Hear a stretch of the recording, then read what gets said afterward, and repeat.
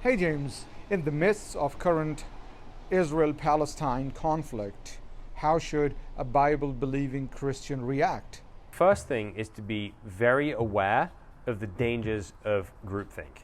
Exodus 23:2 says, "You shall not fall in with the many in order to do evil."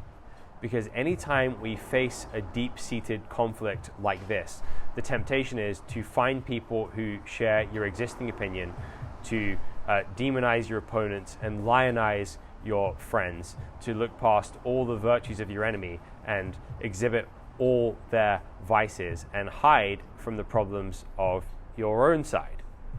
And it's difficult not to do this because when we have a cause that we believe in, we want to feel like we're supporting that cause. And if we criticize people that we agree with or we side with, we can feel like we're detracting from the cause and are going to cause our side to fail. And the reality is, neither Israel or Palestine are really going to be affected by whether you agree with everything their governments are doing right now. But if you overlook an evil thing that someone is doing, that's bad for your own soul. The second principle is the evil that you see in the other side lives within you as well. Because the Bible says all have sinned and fall short of the glory of God. And that's why in Matthew 5, Jesus says, before you remove the speck of dust from your brother's eye, first remove the log from your own eye. Thirdly, when you commit evil, context does not matter. 1 Peter 3:9 says, when people do evil to you, do not repay evil with evil, but repay evil with good. Repay cursing with blessing, because this is what you were called to. So when Hamas fighters massacre a bunch of Israeli partygoers, or when an American landlord goes into an apartment and murders a Palestinian child, there is no context of suffering that can justify any of those things. Evil is evil, no matter who commits it, and there is no way to justify that. The fourth principle is that just because a state is strong and established and stable, it doesn't automatically make it righteous. But under the same token, just because a people group is small, just because they're oppressed, just because they're having a hard time, it doesn't make their side righteous either. Leviticus 19:4 says, you shall not defer to the great or be partial to the poor, but in righteousness shall you judge. So a Christian should always be striving to be objective and not getting pulled into optics. And that's difficult right now because everybody is so angry. Which brings us to principle 5. James 1:20 says, the anger of man does not bring about the righteousness of God.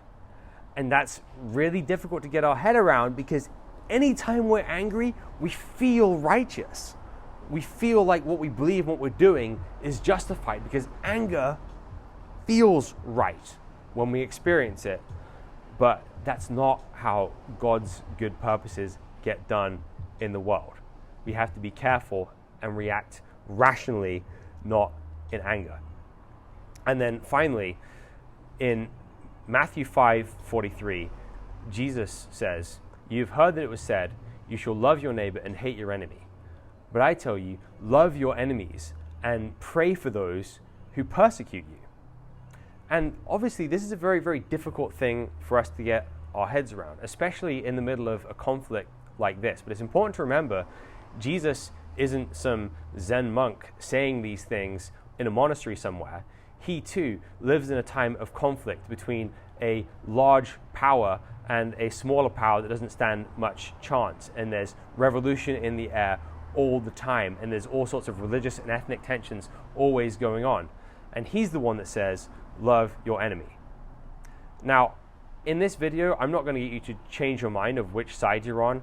I'm not going to call up Benjamin Netanyahu and get him to adjust his foreign policy, and most likely, neither are you.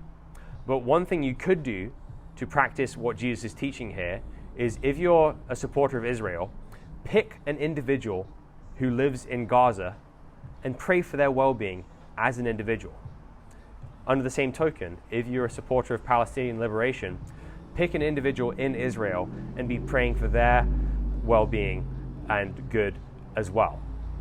Because what this world needs is more people who are full of love and hope, and instead of reflecting the anger and chaos of humanity, are reflecting the exceptional kindness and love of the God who made us. Thanks for watching. If you have more questions, why not check out the other videos in this series? If we haven't answered your question yet, you can submit it to almeida.org/ask. We aim to answer one question every week. Like and subscribe for more content.